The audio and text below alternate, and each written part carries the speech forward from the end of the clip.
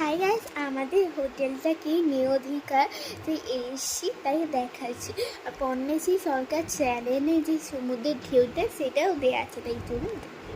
এটা দেখুন কি সুন্দর দেখতে। এসি